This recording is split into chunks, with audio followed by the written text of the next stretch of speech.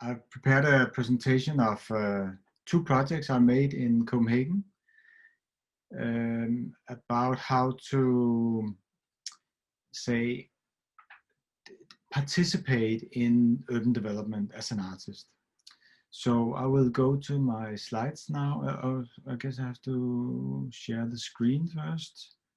Yeah, please share the screen. Here, like this. So can you see this? Yep. Yeah. And I wonder if I can shift. No, I probably have to.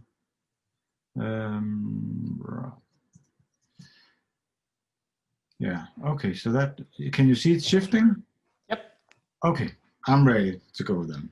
Great. Okay. So we had the project is called Inghave Mini Park Relocation of Beer Drinkers, and here are some of the guys. But I'll get back to that. We had a square in Copenhagen where you had lots of different activities could go on. You could have skating, you could play football and basketball, and you can go to cafes and stuff like that. And there was a lot of people who use this. This is like 1 kilometer away from the central station of Copenhagen. So it's quite a central place, but it's also a very local place. And you had a fountain and a square at the square as well, where you could at times find pensioners and others sitting around watching the fountain, but you would also always have all year round, every day, people drinking beer, a group of beer drinkers. So you can see at the end to the right on the top picture. But then the municipality decided that they were going to make a metro station on this square. So this very local and very loved square was going to hold a metro station. So they started construction, and they kind of, you know, kicked away the beer drinkers. They didn't really take care of them. They didn't include them in any relocation plans or anything. And of course, that's not my problem as an artist, but I thought it could be really interesting to see how it could be solved in another way. So this project is about that. So I started with visiting the beer drinkers and asked them if we could go for a walk and find an alternative location for them while the metro construction was going on. And I was sitting in a cafe and just around the corner, and I was sitting there, and then I was like, oh well, I'm not sure if today is a good day for me to go and talk to them. And I was nervous. Because it is a group that live a different type of life. And I'm just mentioning this because I think one of the reasons why we don't include marginalized people in our urban planning is also that it's quite transgressive or frightening to talk to them. But anyway, my body moved over there, and I began to talk to them, and we discussed, you know, how can we approach this? And I asked them if they want to be part of a project to find another place for them, and they said yes to that. So we went for this tour to find a site they could be in, and together with another local community politicians, which I joined up with, and some architects called Spectrum Architects. We spotted out some different sites in the local neighborhood that we thought could be good, but they dismissed them. They said they wouldn't work. One of them was because there was another hash district. There was a hash dealer who had that place, and therefore they could not go there because they were also selling hash among themselves. So they knew there would be a conflict. So that was something we didn't know anything about, but that they knew. There was also another square we proposed where they had been before, and they said they were kicked away from that square by the citizens, the residents that lived there. So they didn't want to go back to that place either. That was also something we didn't know. So with their knowledge, they themselves proposed this place, which you're seeing on the picture now. It's a dog walking park, a little square site where you walk your dog. And they said this was a really good spot because it's nature and it's close to, it's very close to where they were sitting before. It's close to the kiosk where they buy their beers, and they are not too close to residents, so they wouldn't disturb them too much. And that was something that they were really concerned about. So, and then we did a workshop. I'm going through different phases what we did with them, just to get a picture of the process.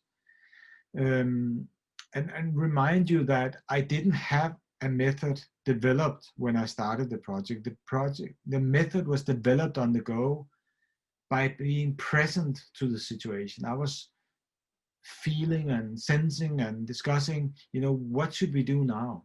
Because I'm not an urban planner or an architect or anything. So it was more about being present and trying to figure out what was the best thing to do now. So we had a workshop with them about architecture in a way, because they said that there were different facilities that they wanted. So they wanted benches and shedding shelter. They wanted a fountain. They wanted a fireplace and a bonfire place, and so on.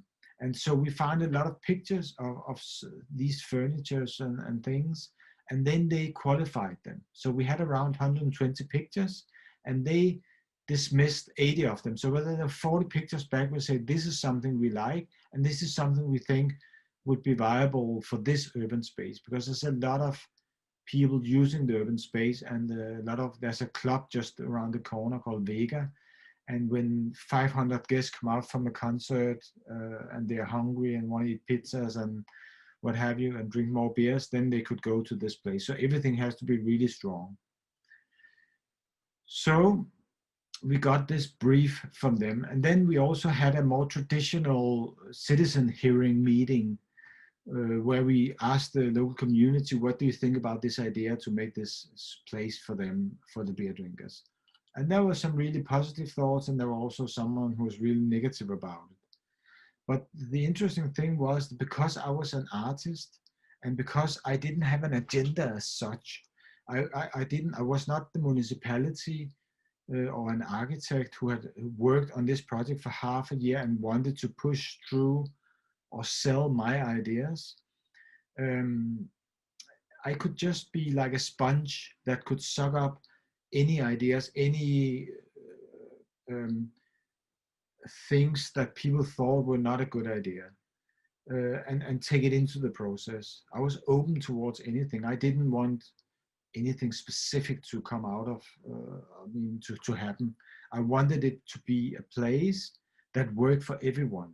So I was more like a conflict mediator in a way, trying to get everybody's needs on board so that we could work with that together with the architects.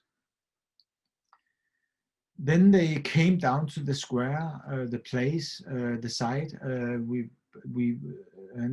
municipality were not too keen on us letting us use it because it's their property. But when they understood what it was for, and that if we didn't do anything, then the beer drinkers would go somewhere else, and they wouldn't have any control over what would happen with that place where they went. 20, 30, 40 people drinking beers. So they decided, you can use it, but only temporarily, because that's the only way they can, lend out municipality property. So it was temporary until the construction of the metro was finished, which it is now. So like 7, 8 years or something. So they tried the square, and new needs came up, and they said that they wanted to. Oh, I've been muted, it says.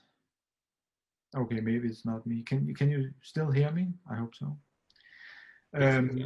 Yeah, great. Yeah, we can hear you. Yeah. Great. So there was some new needs came up because they saw that one guy said that his mom was driving the bus just by there, so he didn't want her to see him drinking beers, and there were others that were taking pictures of them. So they wanted something that could cover them a little bit, give them a little bit of shedding from people in the street. And also they found out where the sun was and where there were good spots and so on. So new needs came up, and we took that into the process as well. And then we made some drawings. The architects make some drawings, and at this point, I kind of had a wish for the architects, because they were really good at coming and listening to the beer drinker. But then they went back to their architect studio and they made finished plans and they came and presented it. And with that, it was not open-ended enough to take in new ideas. It was kind of closed, and we were trying to, sell our idea, and that didn't work out. So what I did was that I suggested them that we could make, or we had a discussion about it, could we make a more open process? So they did drawings like this, where they maybe, made half the work on a certain part of the project, like the bench. And they made like some of the drawings, some ideas, but they didn't finish their work. And then we went down to the square and talked to the people about it. Say, okay, we thought about this, we thought about that. What do you think? And then they could come with their local knowledge and their knowledge about their own needs, and say, with our needs, this is a better solution, or this is a better place to place it, and so on.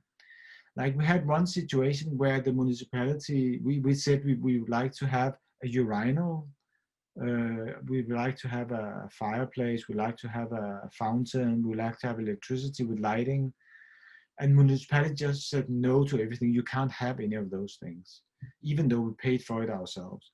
Then we went back, instead of us, the so-called resourceful people, decided what to do. We went back and talked to the guys and women about it. And they said, okay, if we don't get a urinal, we'll piss in the bushes, and then it will smell. And we don't mind too much because we are drunk anyway, but everybody else won't use it then. And we had decided together that it should be an open park for everyone. Like, because we are colonizing it, we are kind of taking it away from other people. So everyone should be able to use it.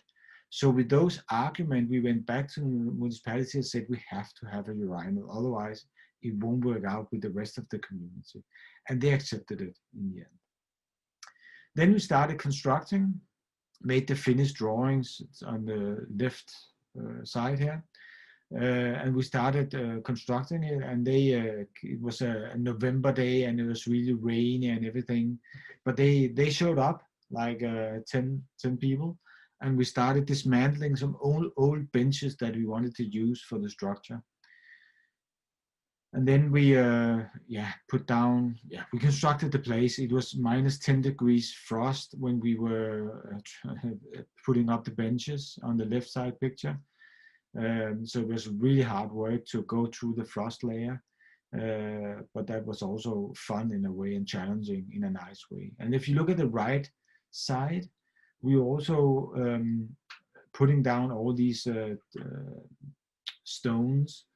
And there we had like this guy called Jan. He didn't participate in anything in the construction period. But then when we started putting down stones, he said, raised his hand and said, I tried that before. And then he started helping out. And he said it was really, really nice to work again. I haven't worked for 23 years. And we had other situations like that where people, participated without having worked for many years, or some even never. And so this is part of the Finnish work. So there are different groupings, possible to sit in different places, which they wanted. They are not one group always, and they wanted shedding and different stuff. And the bench. I don't know if I have another picture of that, but the bench is, if you take 2 meters of this bench, it's a typical bench in Denmark. But what we did was that we prolonged it until 45 meters. And we also shifted some of the wood, so they are double sized, as you can see on the picture. So some of them are double sized, which gives a kind of a play in the wood on the bench. So what you have is, you have a bench that is somehow recognizable from other benches in the city, but it also has a twist, an artistic twist, you can say, that makes you think, okay, I know the bench, but now it's a very long bench for many people to sit on, and so forth. So it gives another, it makes people aware that there's something else at stake here. And we have the urinal at the back of Kai and Andreas, you can see on the right side. And you also had a box where they had their tools, because they are taking care, they're maintaining the place. They are collecting cigarette butts and beer capsules and stuff, and whatever every day. So they're really taking care of the place. And once in a while, they call us and say, you know, it needs oil. The bench needs oil. It's not us who comes, not the municipality that comes and say that something has to be taken care of. It's them, because they know everything about it. They constructed it themselves. They've been part of the design phase. They know what it's about. They understand it to every bit, every square inch of it. They understand.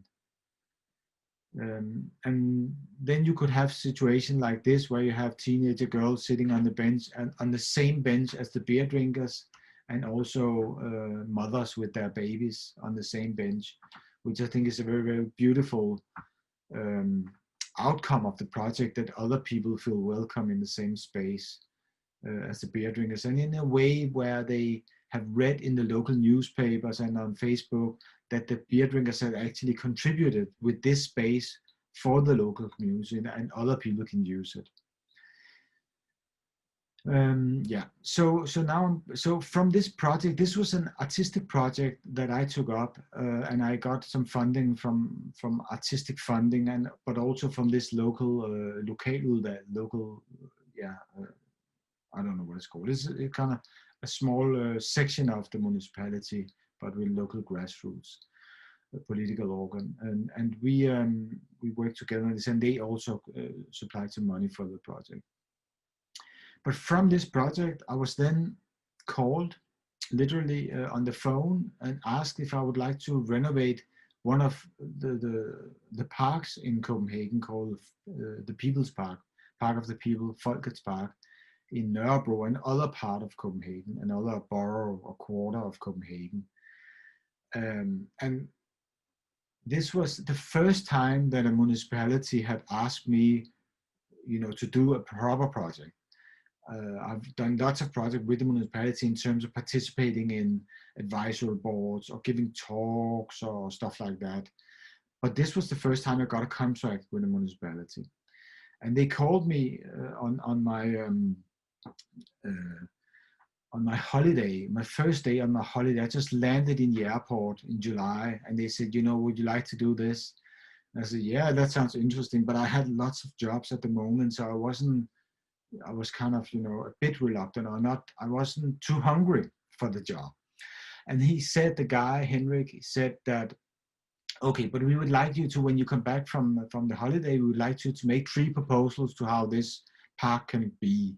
And I said, that's not going to happen, because that's not how we work. We work with user involvement, and then what comes out of that process would be the right project to do. And he said, okay, that's not what we're used to, but okay, that's fine. But we would like, he also said, we would like it to be finished before Christmas, because the end of the budget year for the municipality. So that was like a 4-month project or something. I said, that's not going to happen either. That's simply not enough time to do a project like that with this scope. It will take at least a year.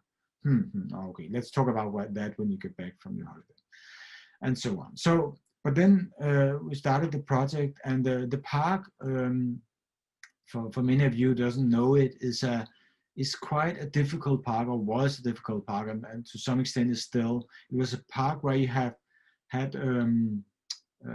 oh, what is this? Let me just see. Okay, it was a park where you had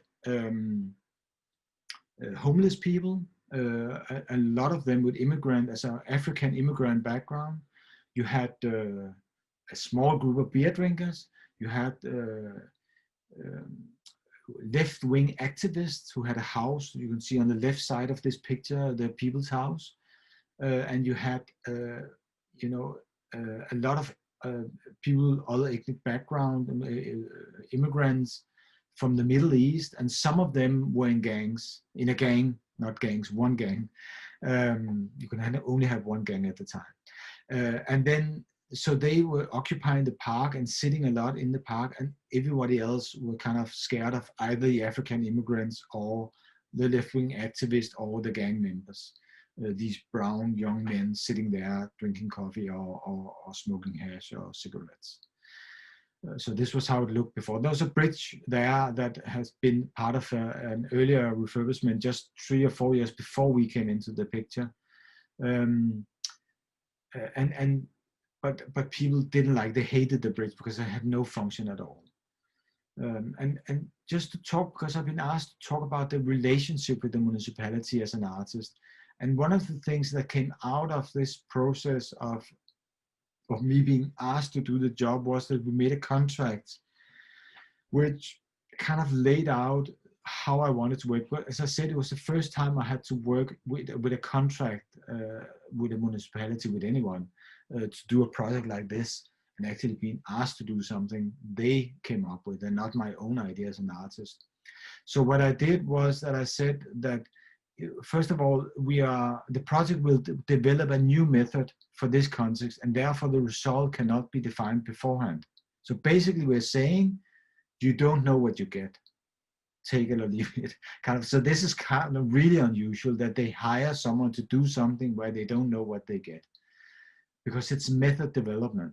The other thing we said was that we wanted to be in 100% integrity, not the commercial aspect. I mean, we take the job out of, not for the commercial aspect of it, but the interest aspect, to produce more community and love. We take the job to produce more community and love. And this is probably the first time that a municipality has a contract where the goal is to produce more love. But maybe there should be more of them. So in a way, we had free hands too, because the argument from my side was, if you want the similar project as the other projects I've done for 15 years, you have to make a framework where we can work like that. And so they accepted that. And later on, we have used this contract with other 5, 6, 7 other municipalities we work with. I say we have this contract from Copenhagen, from the capital, so we can use that as well. And then they say yes, and then it's fine. So I'm really happy about that. So when we came to the local community, we said to them, I mean, many of them didn't welcome the municipality, but we were an extended arm of the municipality. They just said, you know, like, we don't want any smart architects or whatever to come here and change our community. So we said to them, okay, listen, we are not going to come up with any ideas or any sketches or any concepts before we have talked to you. So we will understand you and ask you about your local knowledge first. And only after we have understood the local context and your needs and your analysis of the situation, we will turn on our professional brain and come up with ideas based on your analysis and your needs. And so they accepted that this was the contract in a way that we made, that we would be listening. And so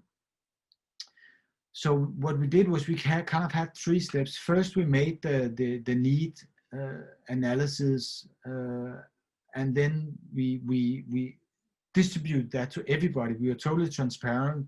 We showed our report to everybody. We spoke to 150, 175 people, and we showed it we had a advisory board or follow group, steering group. We showed it to them and to the municipality as well. Then then they approved it with some corrections. And then we made conceptual drawings, like basic drawings, where should this be and where should that be? And then we did the same thing, sent it out on Facebook and emails and meetings and in the steering group.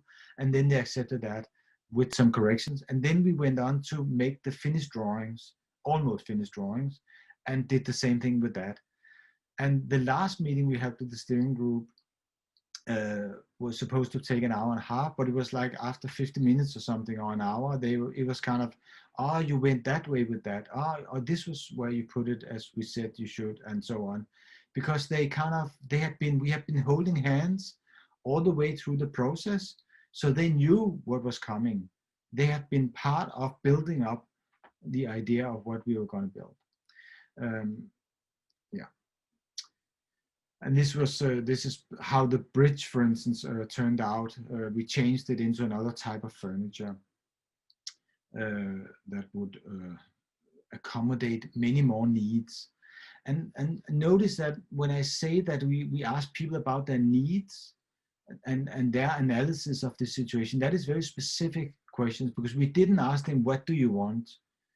Because then they would come up with all kinds of things. We would have benches and swings and carousels and football courts and basketball courts and so on. We couldn't accommodate, you cannot accommodate all that. But by asking people about their needs, then you can actually, in a creative way, put together needs and create different things. For instance, with this bridge thing, this furniture, it's both for exercising, it's both for hanging out. You can use it as a stage in a way for performance. You can have children playing there. So there are lots of different needs that we got that we have put into one furniture. And that has also made us, and especially the architects who draw it, much more creative. Instead of just saying we want swings and then you order swing on the internet, you don't really need architects or artists for that. Yeah. So just the last slide.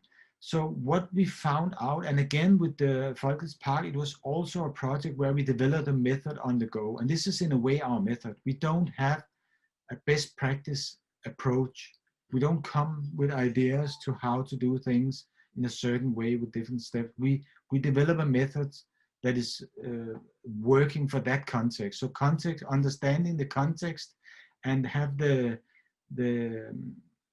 sensibility towards the context is kind of really crucial for us. We think that makes a really good result. Anyway, so if you look at the bottom of this illustration, you have the analysis and the needs of the users. This is like the first step. And then we, as advisors, we have reflections upon that and we qualify it. And with that, you can then, which you see on the right side, get a good physical urban space. From that, we can design a good urban space, but that's not enough to create a community or a good urban space. You also have to get people to work together, understand each other. So we also worked on community building with conflict resolution to lay down prejudice between the different groups. For instance, people thought that all 15 brown men were selling hash and were criminals, but we found out that there was only one guy who had that hash territory and were allowed to sell hash there, and all the others were other people. Some of them were criminals, but other people, the others were just friends who had a job or were in education or something. So we could kind of make it more diverse how you understood this group, and also create transparency about the needs of particular groups and others than yourselves. So for instance, that the homeless people would like to have not lighting, there should not be light where they sleep in the park in the night, because then they are really exposed to others. Whereas other people, in terms of feeling secure, you want lots of lights. So we had to accept that there were different needs, but that would give a well-functioning urban space, as you see. And then the third step is social development. We also saw that there was a lot of social problems that were part of the problems of the park, like with crime and dealing the pushers that's selling hash and unemployment. And then because you're unemployed, you wanted to be part of a gang and so on. We couldn't solve those problems, but we also picked them up and collected them in a report and sent it to the municipalities so they could work on those issues as well. So that would give a socially functioning urban space. And then the last thing was, you also have to take care of the use of the park. It's not enough as us, as builders or whatever we call us, architect, builders, urban planners, just to make something and then leave. Because how should you understand how it should be used? So we also took part in getting groups and people who arrange festivals and so on. We also took part in trying to motivate them to use the park for some of their festivals and stuff, so that there could be a new use of the park. And all this has been really successful in many terms, so that the the park is used a lot, and especially also by families with children. Yeah, so now Martin is going to blow the whistle, and this is my last. Yeah, so this is my last yeah. Slide. Slide, it's called. Thank you. Just to say that we have made films about the two projects, and we also have a book we made about how our methods are in user involvement. So you're free to, this is all free stuff you can find on the homepage to share. Thank you very much for listening. And now we have I think 10 minutes for questions and debates and comments and criticism. Yes. So you can also, on the side, you can probably see the videos. You can use your own video by clicking on yourself, and you can have a read on this. So what are the opportunities and advantages for municipalities in working with artists? And we can, of course, you can scroll, and we can begin with the shorter ones: identification and understanding, different approaches, and artists are not judgmental, although sometimes they are. And this answer, one of the short answers, out of the box thinking came right after you started presenting. So I very much believe that your presentation sort of injected the idea that artists are out of box thinkers that give different ideas to municipalities. But yeah, you can read through and maybe have some comments. What you see here. I'm wondering if someone has questions or comments or stuff they want to write in the chat or. Yeah, sure. There is always a possibility to write in the chat, but these are also people's answers, so yeah. you can agree or disagree with what's written. I mean, I can't scroll, but you can go to menti.com. Can you do this for me? Yeah, I did that, but I'm trying to refresh, but nothing comes up. So maybe that's my. I don't know why. Okay, so I will try to. I only have the question here, but I don't have the. Oh, okay. So I will refresh that. So can you see it now? Please wait for. I'll try to refresh. No, sorry.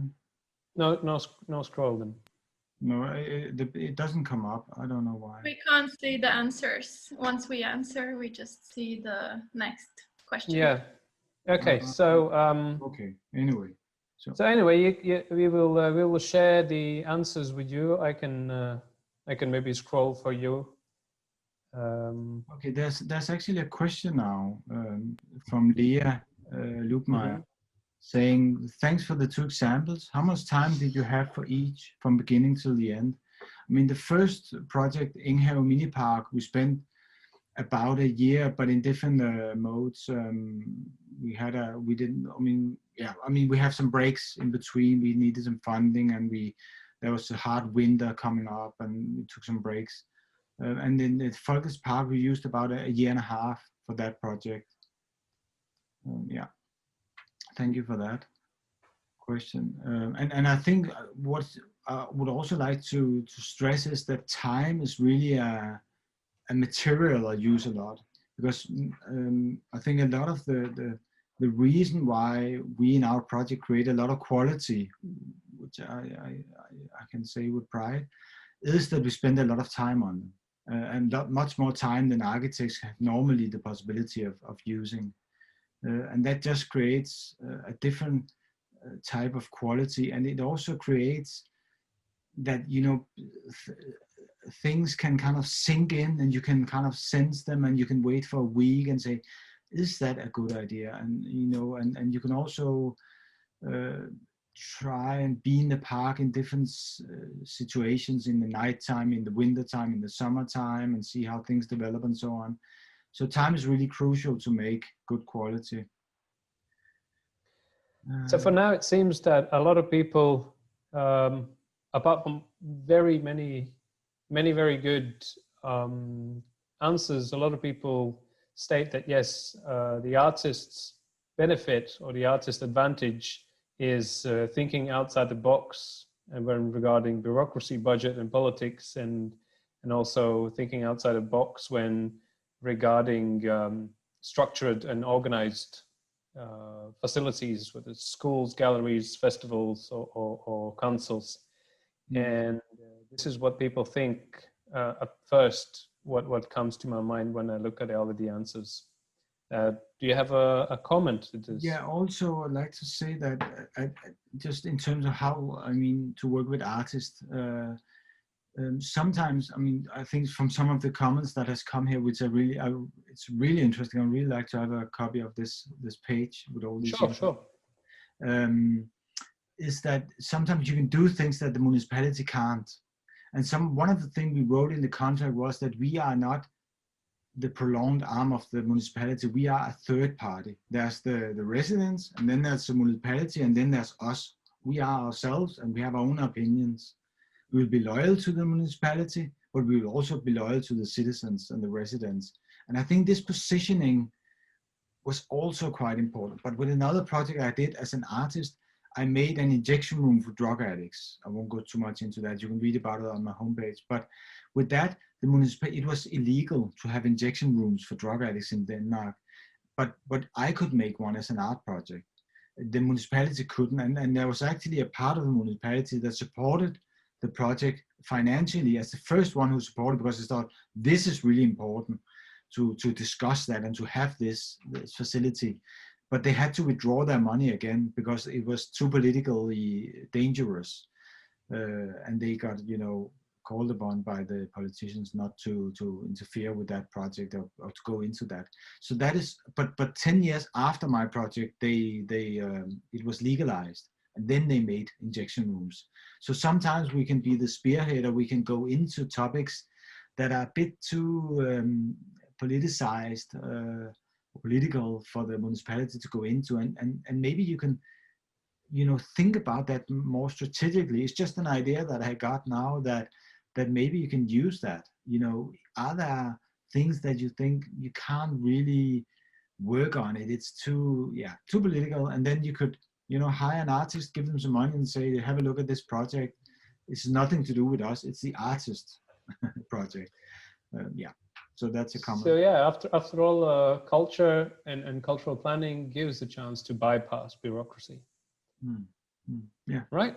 Anyway, thank you. If you have more questions to Kenneth, you can add them in chat, and I very much appreciate if Kenneth hangs out at the chat room for a couple of more minutes. Maybe people have some questions, and we will definitely give you the answers on Mentimeter. But anyway, thank you very much for the whole process. We don't have time anymore to linger anymore here, and I need to give word to the next speaker.